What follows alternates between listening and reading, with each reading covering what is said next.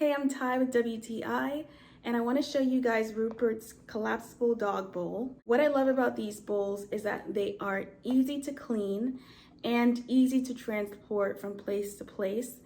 And I also love that they are rubber. If you've ever dropped a ceramic bowl or even a metal bowl, it usually makes a lot of noise or breaks.